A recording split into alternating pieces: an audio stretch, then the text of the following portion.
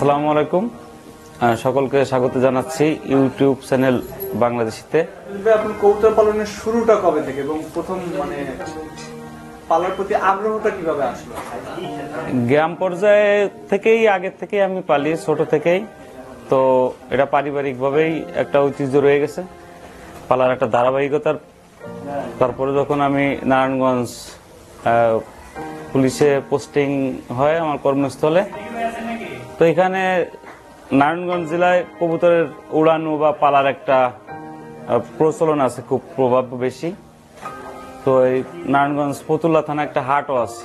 তো আমরা অনেক সময় ডিউটি করতে যে দেখা যাচ্ছে যে জায়গায় নানান ধরনের লোকের আনাগোনা দেখতে পাই, মাইক্রো বা মোটরসাইকেল।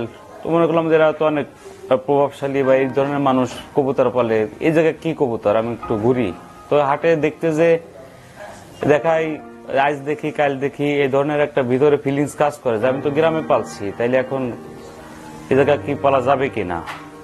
এই পর্যায়ক্রমে আমি একদিন ছোট বাচ্চা খাওয়ার জন্য মূলত কিনে আনছি 4টা। সময়ের অভাবে এদের জবাই করা হচ্ছিল না। তো এইটাই সকালে খাবার দেই, তো দেখে এক সময় একটু দেখি যে ওরা মনোযোগ সহকারে খুব খাচ্ছে, ছোট ছোট বাচ্চা, অথচ নিজের ক্ষুধার তাড়নায় অনেক বেশি খাচ্ছে। তো এটাই আমার কাছে এক ধরনের, এরা যখন খাওয়া শিখছে, নিজে খেতে পারে, তো আমি চিন্তা করলাম যে তাইলে থাক, আর এদের পিছনে কষ্টজন করতে হবে না। তখন হয়তো এরা ভালো হয়তো বড় হোক আর কি। পর্যায়ক্রমে এরা বড় হচ্ছে। 4টা যখন ছোট খাঁচায় বড় হচ্ছিল কার্টুনের ভিতরে মূলত, তখন আমি চিন্তা করলাম যে দেখতে অনেক সুন্দর, এরা খাচ্ছে। তো আমি একটা ছোট খাঁচা কিনে আনলাম, 1 রুমের খাঁচা, যে থাক এদের পিছনে সময় দিতে। দেখা যাচ্ছে আমার তো নিয়মিত খাবার দিতেই হয়, ওদের জন্য আমার বাসায় ফিরতে হয়, ইচ্ছা করলে ডাইনিং রুমে থাকতে পারি না। তো এই চিন্তা করে ওদের আস্তে আস্তে তো মনে করলাম যে তাইলে এদের পিছনে যদি সময় দিতে হয়, তাহলে আমি আর 2টা কবুতর কিনি। তো পাশেই কবুতরের দোকান আছে, কবুতরের দোকানে বসি, খাবার কিনতে যাই, এইটা জিজ্ঞেস করি, ভাই এটা কি কবুতর, এটা কি কবুতর। তো এই সেই, তো আমাকে বারবার বলতেছে এখন শীতের সময় কবুতর কিনেন না ভাই, পুলিশ ভাই পরে আপনি আমার সাথে ঝগড়া করবেন, পুলিশ মানুষ, এই কবে যে মরে গেছে, এই সেই টাকা ফেরত দেয়, এটা সেটা। তো আমি ওই বসা অভ্যাস, প্রতিদিনের একটা অভ্যাস হয়ে গেছে কবুতর দেখতে। তো সে পর্যায়ে এক জোড়া কবুতর আমার পছন্দ হইলো, আমি বললাম যে এটা আমি নেবো, মারা যায় সেটা আমার ব্যাপার। তার একটা খাঁচা বৃদ্ধি করলাম।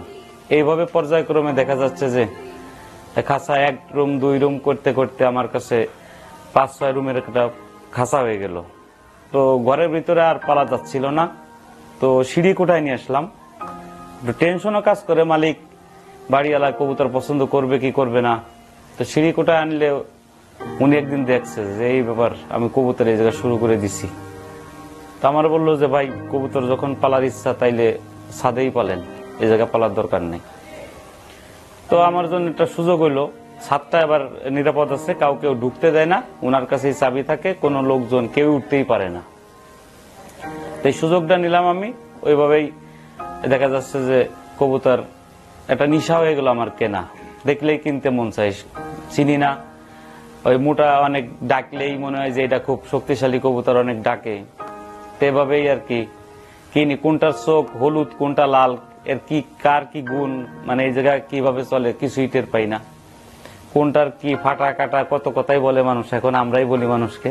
আসলে এ ব্যাপারে না জেনে শুধু মোটা তাজা দেখে ডাকে বেশি, এই নর বেশিরভাগই নর পছন্দ হয়ে যায়, ওইটা কিনে আনে। কিনতে কিনতে আমার কাছে অনেক নর জমে গেছে, এখন মাদি পাই না। তো সেটাও একটা রহস্য। এখন বাড়ি আনার পরে দেখা যাচ্ছে এটার পিছন দিয়ে এক কালার কিনছি, তো 2 কালার বের হয়ে যাচ্ছে। তো আমি এই পর চিনি না, পর কাকে বলে, এই একটা মানে রহস্যগুলো জানার জন্য বারবার কবুতরের দোকানেই যে বসি, ওদের সাথে আমার একটা আড্ডা হয়ে গেল। তো যা হোক, এখন তো আমার কাছে 200-250 কবুতর আছে। কবুতরের নিশা যাচ্ছে না। গতকালকেও 1 জোড়া মিরপুরের শহীদুল ভাইয়ের কাছ থেকে কেনার জন্য বোধহয় অ্যাডভান্স করছি, রাত্রে ডিউটি চলাকালীন, হয়তো 2-1 দিনের ভিতরে আনতে যাব। তো এই নিশায় আমার এমন ভাবে পাইছে যে এখন এর থেকে বেরোতে পারতেছি না। প্রথম দিক থেকে অনেক বিড়ম্বনা আছে, এক চাকরি মেনটেন করে এগুলো সময় বের করা কবুতরের পিছনে, তারপরে পরিবার থেকে অনেক সমস্যা হচ্ছিল, বিশেষ করে আমার ওয়াইফ এটারে ওই কবুতরের পিছনে বসে থাকা, রেস্টের টাইম আমি রেস্ট করব না, কবুতরের কাছে যে বসে থাকতেছি। তো এটা নিয়ে আমার অনেক পোহাতে হয়েছে, মাঝে মাঝে দেখা যাচ্ছে যে ঝগড়া। আমার ওয়াইফ তো একদিন বলেই ফেললো যে তার নাকি কোন বান্ধবীর মা বলছে যে এই ব্যাপার, এই কবুতর নিয়ে বলে সংসার ভেঙে গেছে। এই তা আমিও ভয় পাচ্ছিলাম যে এরকম যদি আমারটাই যায় তাহলে তো সমস্যা। তো আল্লাহ রক্ষা করছে অনেকভাবেই। অনেক মিথ্যা কথা বলেছি কবুতর নিয়ে, এমনি মিথ্যা কথা আমি বলি তবে কম, মানে নিতান্তই না বলতে পারলে বলি না। এটা আমার একটা বিশেষ গুণ, খারাপ বদ অভ্যাসের ভিতর অনেক আছে, তার ভিতরে মিথ্যা কথা বলা একটু কম অভ্যাস। তো এই কবুতর নিয়ে অনেক মিথ্যা কথা বলছি। কবুতর কিনে আনছি, আমার ওয়াইফ মনে করতেছিল যে আমি বোধহয় কবুতর পিছনে অনেক টাকা নষ্ট করতেছি, বুঝতেছি না, হয়তো বেশি দামে কিনতেছি আবার কম দামে সেল দিতেছি, হয়তো যেটা সরাচ্ছি লস যাচ্ছে আমার, ওর এই ধারণাগুলো কাজ করতেছিল। তো অনেক সময় দেখা যাচ্ছে 200 টাকায় তো কবুতর কিনলে বলছি 100 টাকা, এমনি ক্লোজ লোক তো দিয়ে দিল আমাকে, তো এইভাবেই চালাই দিছি। অনেক সময় আবার ওই কবুতর আইনে আস্তে করে খাঁচার ভিতর ঢুকাই দিছি যে এটা তো আসছে পাইছি, মানে এরকম ভাবেই কবুতর করলাম। তো এখন কবুতর আমার সাথে বেইমানি করে নাই, কবুতর আমাকে চাইছে, আমি কবুতরকে দিছি অনেক, আমারও অনেক মূল্যবান সময়। আমি দিনে কখনো এই 9 বছর কবুতরের ভিতরে এই শহরে, অথচ আমি দিনে রেস্ট কারে বলে সেটা আমি ভুলে গেছি। দুপুরে আর ওই 1 ঘন্টা যে রেস্ট করলে আমার শারীরিক ভাবে হবে বা পরবর্তীতে কর্ম জীবনের যে ডিউটি সেটা আমার সহজ হবে, কিন্তু সেটা এখন আর ওইটা হারাম হয়ে গেছে। কিন্তু কবুতর, আমি কবুতরকে ভালোবাসি, কবুতরও আমাকে ভালোবাসে। আমি সাফল্য পেয়েছি কবুতরে, কবুতর আমার সাথে বেইমানি করে নাই। আমি কবুতর পালতে যে সফল, শুধু শখ না, শখের থেকে এখন যদি আমি এটা বাণিজ্যিক ভাবেও বলি তো সেভাবেও আমার একটা বেনিফিট কবুতর আমাকে দেয়। তাতে দেখা যাচ্ছে যে পারিবারিক ভাবে সচ্ছলতা, আমি যে মন মাইন্ড নিয়ে চাকরি করি যেভাবে, ওটা আমাকে অনেক হেল্প করে। পুলিশের চাকরি আমি যদি 1 ঘন্টা ধরেই নেই, আপনাদের যে ধারণা আমার উপর পোষণ করেন যে পুলিশ খারাপ, এই কথা বলতে গেলে আমি নিজেও অনেক সময় স্বীকার করি আমার পেশাগত দিক দিয়ে আমার অনেক সদস্যই অনেক খারাপভাবে মানুষের সাথে খারাপ আচরণ করে, বা অর্থনৈতিক ভাবেও মানুষকে অনেক হ্যারাসমেন্ট করে। সেই দিক দিয়ে আমি নিজেকে দূরে রাখতে চেষ্টা করি, মূলত বেতন নির্ভর চাকরি করার চেষ্টা করি। সেই দিক দিয়ে এই অপকর্মের দিক দিয়ে আমাকে কবুতর অনেক রক্ষা করছে। কবুতর আমাকে অনৈতিক কাজ করতে বিরত রাখছে, সেটা চরিত্রগত দিক, অর্থনৈতিক দিক, 2টা দিক দিয়ে আমাকে সহায়তা করছে। মানে আমি ইচ্ছা করলেই এখন আর বাইরে ঘোরাফেরা করি না, বাজে আড্ডায় যাই না, আমি আধা ঘন্টা সময় পেলেই কবুতরের পিছনে বসে থাকি। সেটা যে যেভাবে মনে করুক, অনেকে এটা ভালো চোখে দেখে না যে কবুতরের পিছনে একটা পুলিশ এই সেই অমুক, তা হোক, পিছনে সমালোচনা, ওটা আমার কিছু যায় আসে না। আমি মনে করি যে আমি সঠিক জায়গায় আছি, সঠিক পথেই আছি।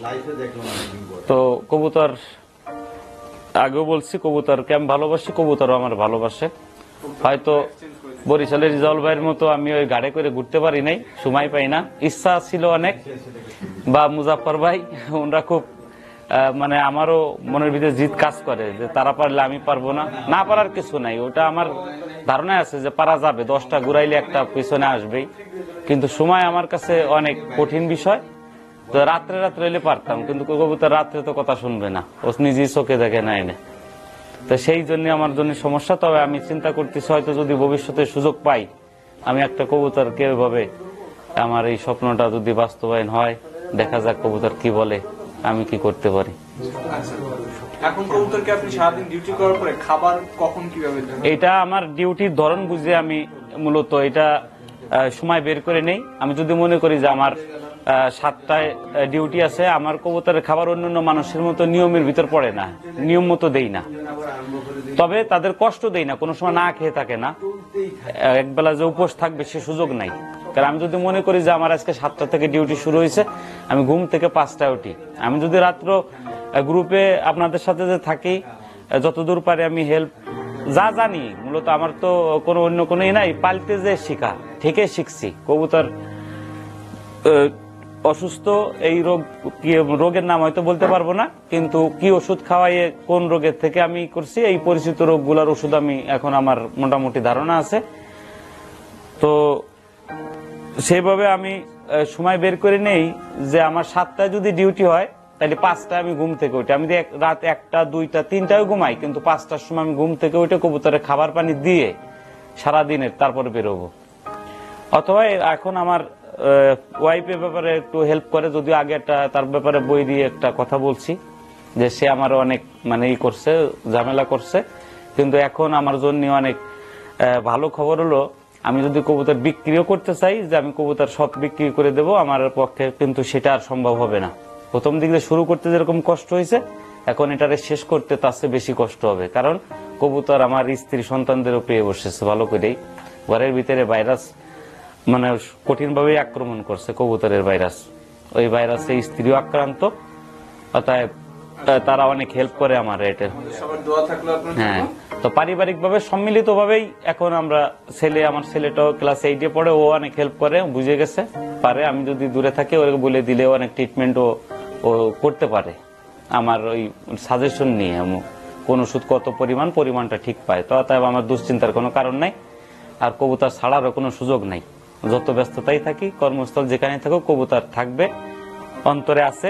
সদস্যবৃন্দ যারা আছে কবুতর পালক, সবাই আমার জন্য দোয়া করবেন যাতে কবুতর নিয়ে আমি সামনে এগোতে পারি, আমার সাফল্য কামনা করি।